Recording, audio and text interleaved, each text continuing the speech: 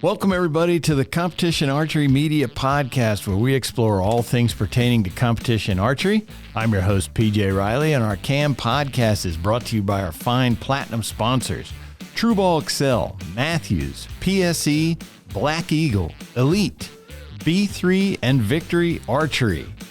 Today, we got a great guest with us. We got the recently crowned 2021 U.S. National Champion, National Target Champion, Shawnn Vincent. Shawnn, thanks for being here today. Glad to be here. Has that title settled in yet, sunk in yet, and you've been able to get past all the jitters of that? It's coming around. The more you guys say it, and it just, I don't know. People give me a little guff for it here and there, but it's starting to settle in a little bit. So what I wanted to talk to you about, Shawnn, was this. You've been competing at the pro level, what was it, 12, 13 years? Yeah, right about that. Right about that. Because I always like talking to people like you.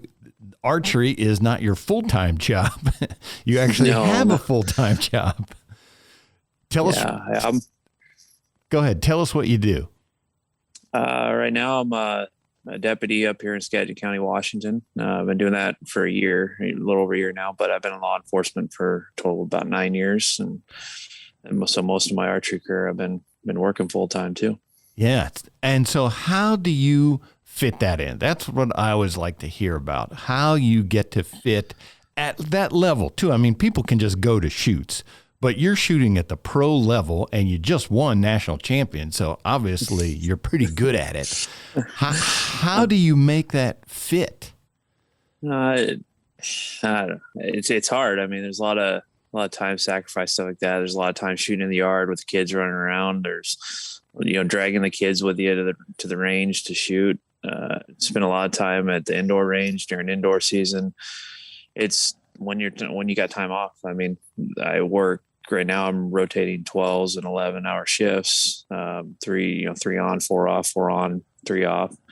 And so it's just whenever I can get time to shoot. I think before nationals, I think that 2 weeks prior, because of work related stuff, I think I was able to shoot 3 times, and so it came down to more quality shooting than time shooting. So, yeah. And what games do you play at the pro level? Obviously we see you at Target Nationals, that's outdoor 50 meter. What are the games that you play in archery? So majority of it, you'll see me at are the USA Archery, the 50 meter, stuff like that. But Orange Dots, Safari, Reading, Vegas, up here, every once in a while we'll do the buckle shoots, the indoor Vegas style shoots, do those. But just depends on how much time I have with work and getting time off, right? Whether I'm traveling to all the NFA stuff or if I'm just, focusing on, finishing one tour, the USA Archery or whatever it may be. So what do you like about the USA Archery, that 50 meter game? The 50 meter game, I mean, qualifications probably not the highlight of it, but the head-to-head matches. I mean, growing up, playing sports, baseball, football, basketball, that stuff, competing, small town living. That's what I live for. And so when I got out of high school, went in the military and competed there, with intramural sports, and then get out now and found archery. And it's been, the head-to-head competition I love it. You can't beat it. Yeah, that was going to be my next question. How did you get into archery? How did you find that? I was in the military, and I had a buddy who let me borrow a bow one time. And growing up in Darrington, we had archers staying with us all the time for NFA outdoor nationals. We'd have the families come stay with us, and so we'd play around with their bows. But I got in the military, a buddy let me borrow a bow, and then I ended up buying a bow and got into just 3Ds, shooting, unmarked 3Ds at the local ranges. And then I kind of got the urge to go do more. I wanted to travel. I wanted to shoot nationals. So I think my first couple of years shooting, traveling nationally, I think I was shooting somewhere in the 22 to 25 shoots a year, locally and nationally. So. Oh, wow. Gotcha.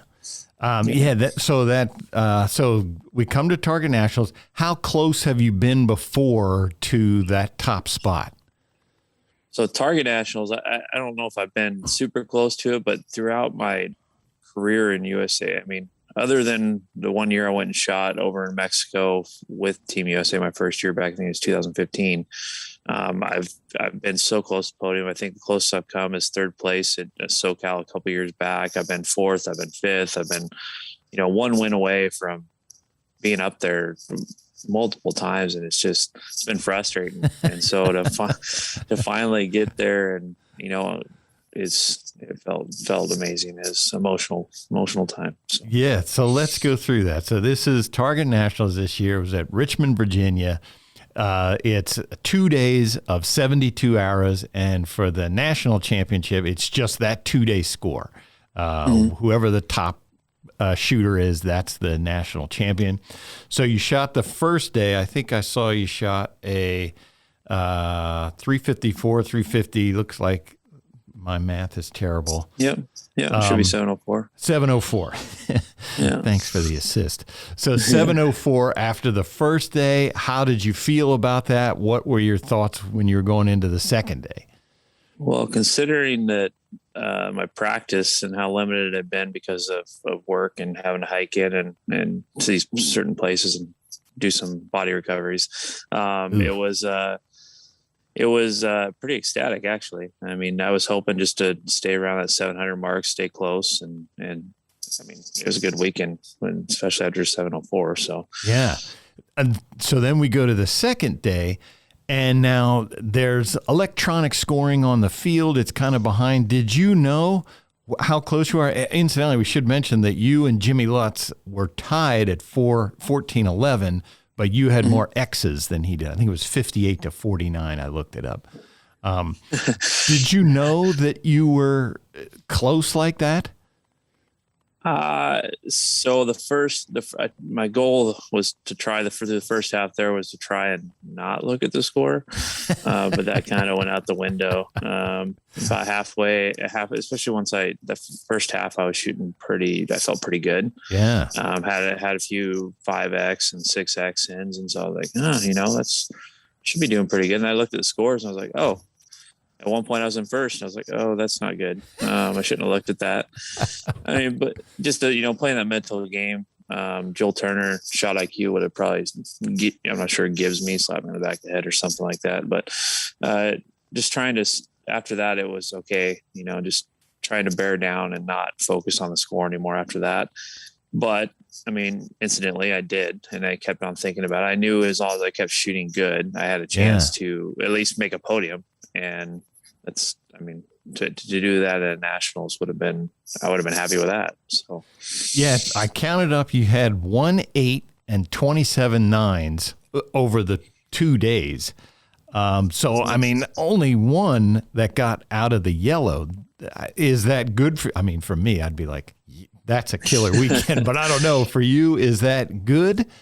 I mean, I saw Tim Gillingham shot a 6. So, yeah, I mean, that 8 was horrible. I wasn't real happy with that. It's not normal for me. I've had that end. I just misjudged the wind a little bit, and I was aiming left side of the 10, and it had a big gust right there at the end, and it went in the 8. I couldn't figure it out. So frustrated me, and so I just got a little mad and shot a little better after that. So let's talk about your setup, because that always interests me, because I can never see as well as it seems like you folks can. First off, you're shooting the prime. Which bow are you shooting? The Nexus 6. Okay. And what's your scope setup?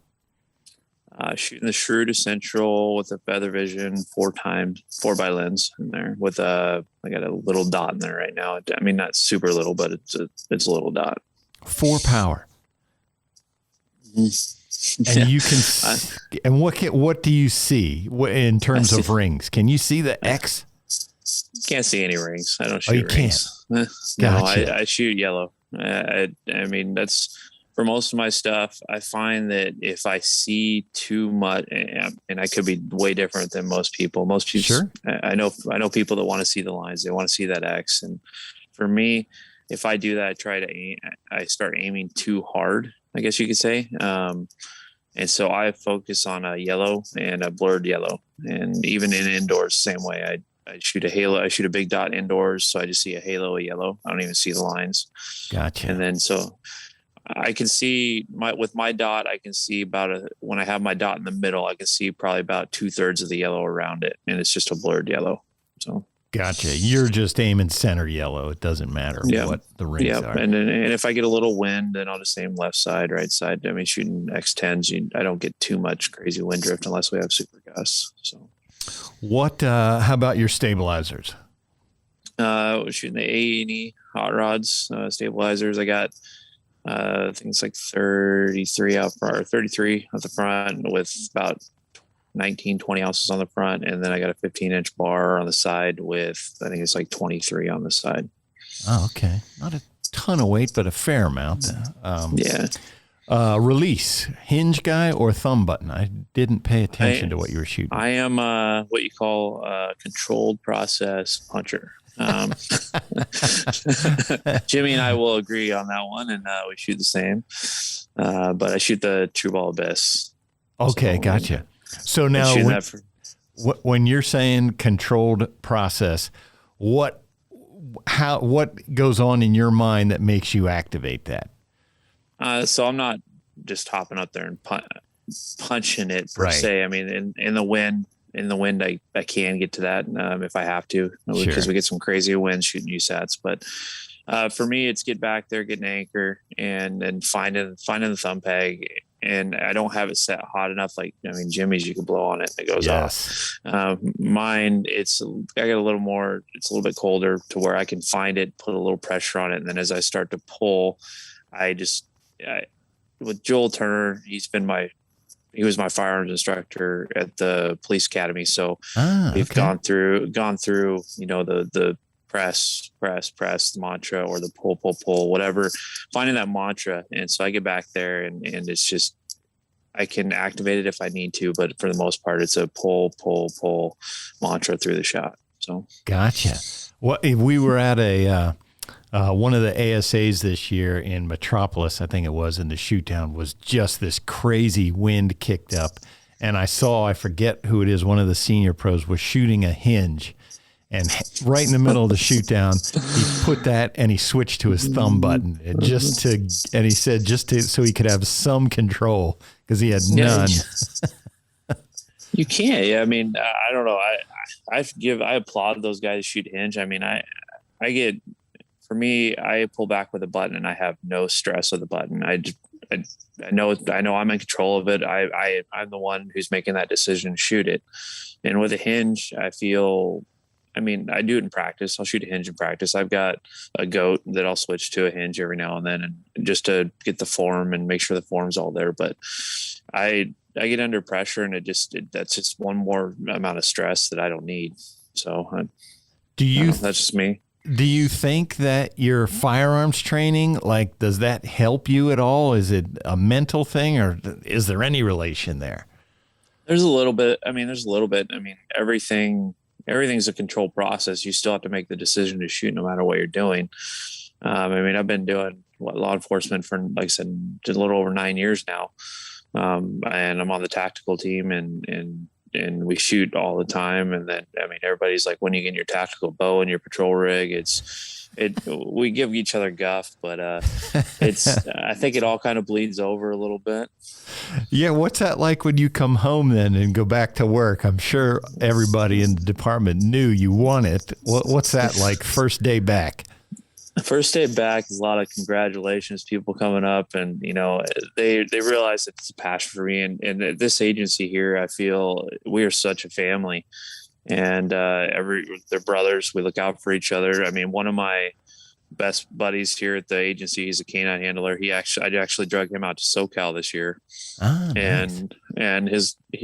So he was following me along the whole time, and he was updating the guys back home. We have a group chat. Everybody was, texting me. So it was the family atmosphere that I have at this job. I mean, the brotherhood, the sisterhood that we have, it's an amazing feeling. So. Yeah. Now, Joel Turner, you mentioned he's obviously in the archery world. We know him as having shot IQ. He's a well-known coach, but he's also a firearms instructor for law enforcement.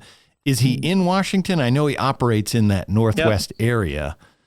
Yeah, he's down south. I want to say it's not Yelm. I don't remember which police department he is, but he's a sergeant down there. And then he travels on his off time to teach everybody and impress his knowledge of, I mean, his mental game and his approach and the things he says to get you to think about things and make that decision to shoot is crazy. Right. I've ran into him over in Spokane and, just over there shooting, and all of a sudden he comes out of the woodworks and he's looking at my shot and, well, you should try this. And it works. And so when I have a bad day, I've got his cell phone number and we chat.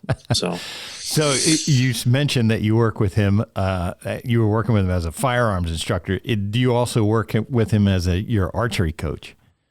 I don't have a coach per se. I'm a self-taught archer. Everything I've done throughout my career has been self-taught with people putting input here and there.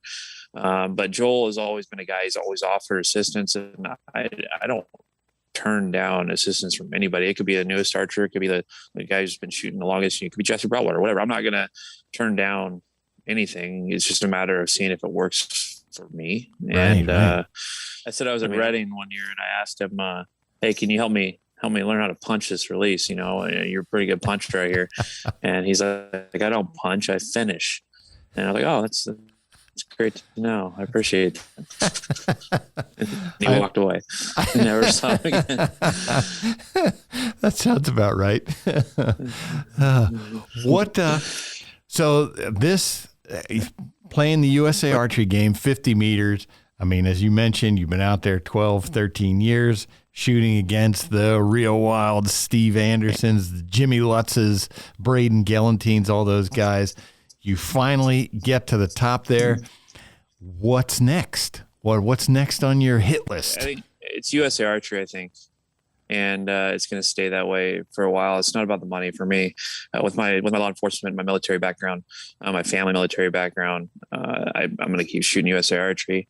Obviously, with some life changes, I'm going to be doing probably a few more NFA shoots, and then I want to do some of the mountain challenge stuff as well. I've been working out a lot more and doing better fitness. Losing a lot of. I think I'm down 25 pounds since January. So trying to stay better shape. And so I want to challenge myself, challenge my body a little bit more and just keep pounding away. I mean, it's hard to leave a game where you're shooting against the best in the world.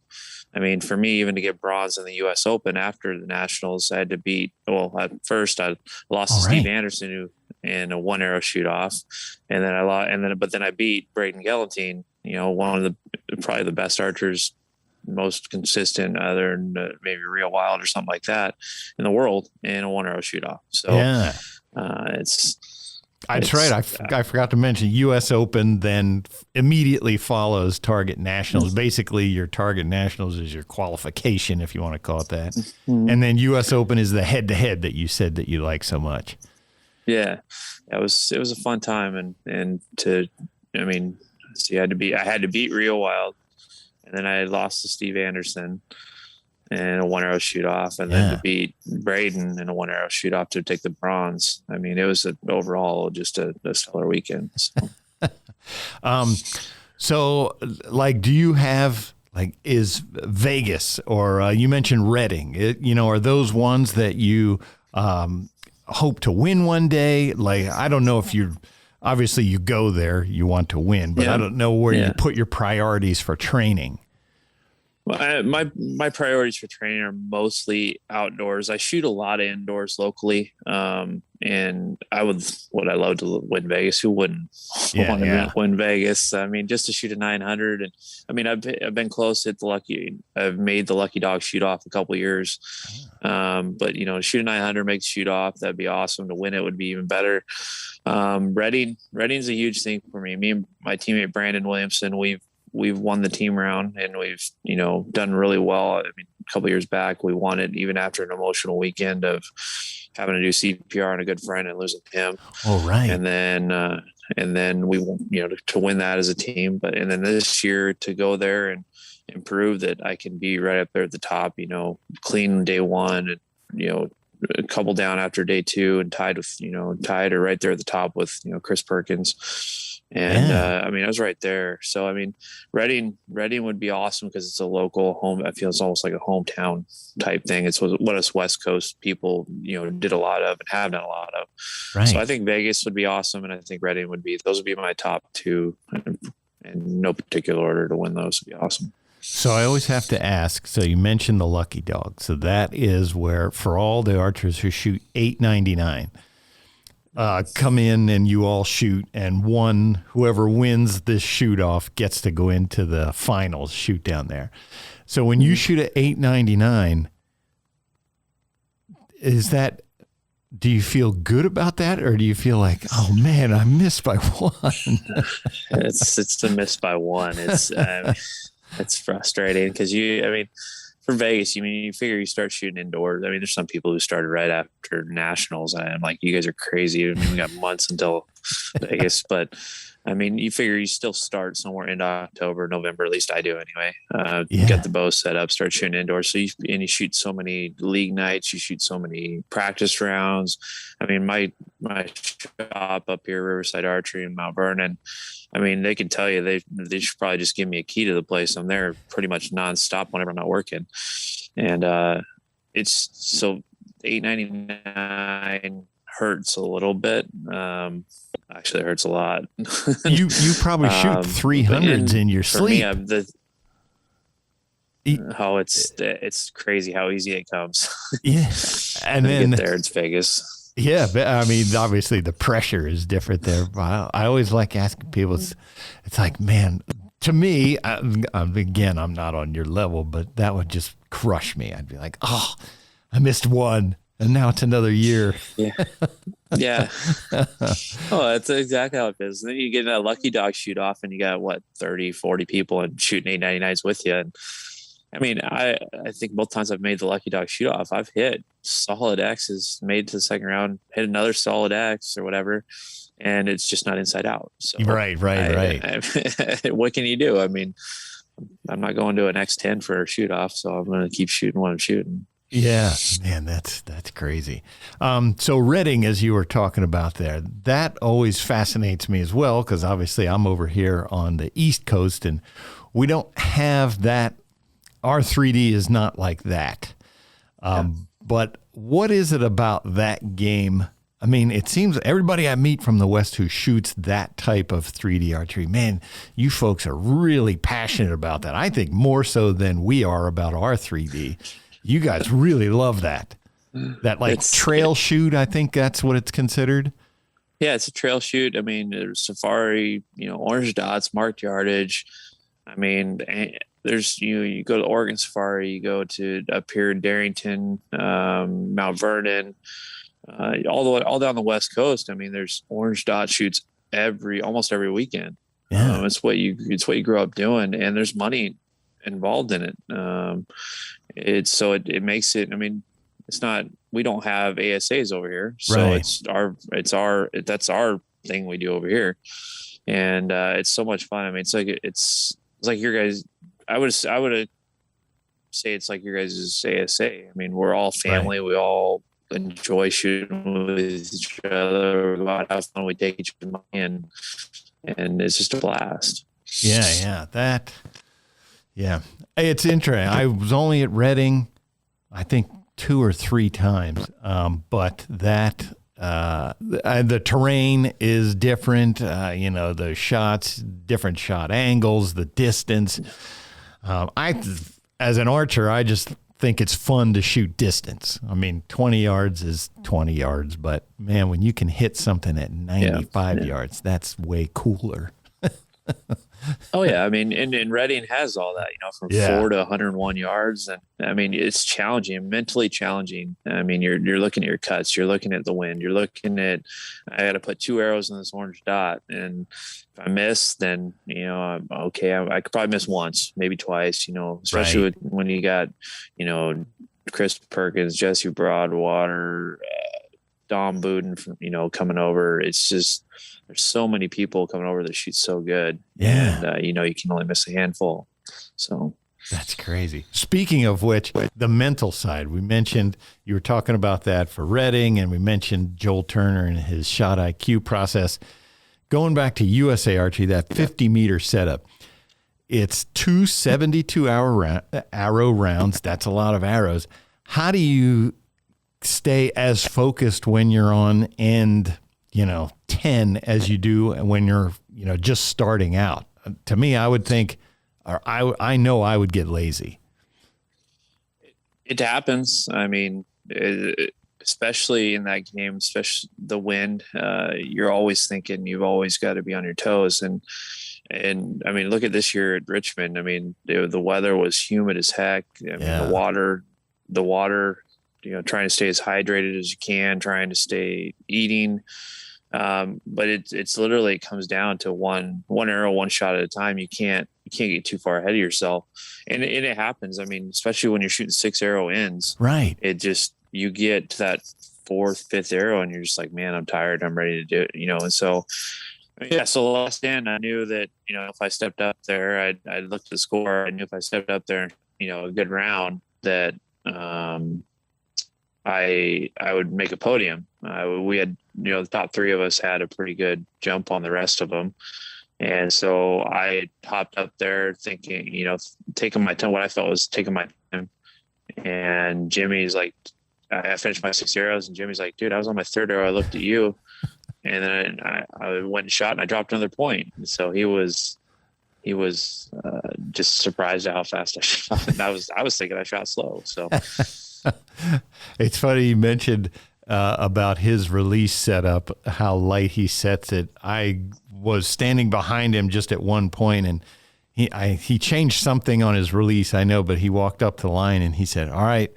He said, when I pull this one back, I very well might punch myself in the face. He said, I just hope this thing holds. So I don't know if he turned it down or what, but it was apparently pretty light. Him and I, we both shoot a somewhat light release, and I think last year, whatever, we were pretty darn close, and I had to make mine a little colder, but I've literally just barely shook, just kind of moved his release, and it goes off. And so I don't know how, when he hooks that thing up, it doesn't go off. It's crazy. For those USA Archery matches, or the rounds, the first day you could be pretty much anywhere on the line, but then for day 2, they put you're sort of peer grouped, I'll call it. Number 1 archer is in the number 1 spot. I think it was it not Angus? It was who was first after the first day? Matthew's shooter. Was that Steve Marsh? Steve Marsh, that's right. Okay. Yeah. So he's in the number 1 spot, and then 2, 3, 4. Do you, for those types of things, does that help your shooting? If you're shooting down with the top guys, do you find that helps at all, or does it not matter? I mean, a little bit, but we shoot with each other so much that I don't think it affects us as much. I mean, we just did world trials, a couple months ago, and so we shot head-to-head matches against each of them. So prime archery, I'll be honest, I have not talked to a lot of prime archers. How did you get hooked up with them, and what is it you like about their bows? So I shot for Matthews for shoot a handful of years, 6, 7 years, something like that, and I've been shooting for prime, I think 5-ish years now, something like that. And I got hooked up. Brandon was one of my breeding partner. He was shooting for him a little bit, and he's like, "You should try one out." So I tried one out, and I liked it. And so I was at a USAT event and started talking to Tim Chekarowski, the staff coordinator there. Yeah. And we just kind of hit it off, talking to him and talking to that family. I mean, Matthew's obviously great bows and make great bows, but they're a huge company. And so you go to Prime, they're a smaller family-oriented, Christian-oriented company. And so talking to them, talking about values, talking, looking at who they have shooting for them, Peter Elzinga, Martin Dansbo, some of those top guys in the world. and Dave Cousins at the time. And it felt like something I needed to give it a try. And I think my first year, I shot really well. Reading, we did good. Me and Brandon individually, I had a pretty good USAT year. It wasn't near as good as this year. This year was my best year ever on a USAT circuit. But it just, the family chemistry, it feels like, with them, and obviously with what I do for work, and we talked about earlier about that, and the family, I love the family life is kind of where I like to be. Right. And when you walk up to someone and they give you guff about your name, Shawnn, I got 2 N's in my first name, so everybody always gives me guff and says Shawnn or whatever it is. And it feels like family. And when they call you and be like, hey, what do you think of this bow? Is there something we can change on it? Being involved in that process is huge. As an archer, I mean, we can go out and shoot any bow. I mean, any of us, whether it be me, Levi, Jesse, Shane, whatever, whoever, we can all shoot a bow. It doesn't matter what the bow is, but there's little things that we enjoy or that we like more. And if we give that feedback to you and you at least try to incorporate it, it's huge. And, and when we're shooting, travel in the world, going to France, all over the United States, international shoots, any little thing that's going to help us or try and help us be better is, it's huge. Yeah. Would you like to make the traveling U.S. team to, do the World Cup circuit? Is that in your? That was the hope. There's a hope this year. But it looks like I sacrificed. I didn't go to Ohio. Okay. So I only shot 4 of the 5 USATs, and I unfortunately with just how time off fell and family, I couldn't make one of those shoots, and I did really well at every shoot. But I'm wondering now, had I gone to Ohio, would I have better myself by a couple points? But I missed out on the 4th spot by 0.6 points. Oh, no kidding. So I'm in 5th place right now. So I'm basically the alternate if one of the top guys can't go.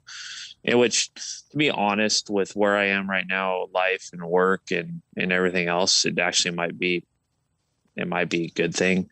Yeah. I don't have, being law enforcement, I can't take weeks off, and I'm not a full-time archer. I can't take weeks off every month to go and shoot all those World Cups. So if I could shoot one or 2 World Cups, that would be huge. When 2015, when I went to Mexico and shot and wore my name on the back with USA and, brought home a silver individually and a silver mixed team with Lexi Keller, that was huge. I mean, it meant a lot to me. It meant a lot to my family, both professionally and internally, because of where my family is. My grandpa, he passed away a couple of years ago at 101 or something like that. But his ship was to Arizona, and he got transferred out a couple of days before the bombings. My whole family served in the military. And so everything, when it comes to USA Archery stuff, it just fits me. Yeah. And so that's where I go. Well, thanks for your service. First of all, I should mention that. But second, I got to imagine that feels pretty gratifying as well, to when you're up there, national champion, even when you're not winning, but you're hanging with the best of the best, and knowing that you have a day job and nothing against anybody else or any of the archers, but that you're able to shoot that well with guys who that's all they do is shoot a bow. I got to imagine that's got to feel pretty good too. It feels good. And I mean, if I'm being honest, I mean, you look at shoots and stuff like that, there's a handful of us out here who do this and work full time. And obviously the guys winning or every weekend, or they're at the podium. I mean, they shoot full time, and we don't. And so when we get up there and we beat a couple of them, or we're at least, standing toe to toe with them, and we maybe shot 2-3 times that week, and they shot 7 days. Yes. I mean, how it is gratifying. I mean, you can't say it's not. Right. I mean, to beat Braden Gillantine in a 1-arrow shoot-off, that guy's a stud. I mean, Steve Anderson, towering over me. I'm not a small guy, and he's towering over me.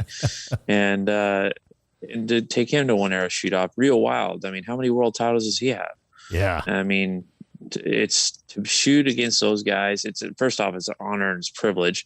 I mean, one of my first ever experiences was with Jesse Broadwater up in Darrington at Outdoor Nationals. And this is where you learn the character of someone. And I was the president of Darrington Archers at the time, shooting up there, and we had a gal who was having some problems with cancer, and we had to go carry her off the course. Oh, wow. And I was like, hey, I need some help. And Jesse Broadwater and Shane Wills were like, dude, they threw their bows down and hopped right in the truck with me. I mean, that's my first real experience with, the top pros, and that kind of molded me into the pro I want to be, and to be that better example. If is it nice to win?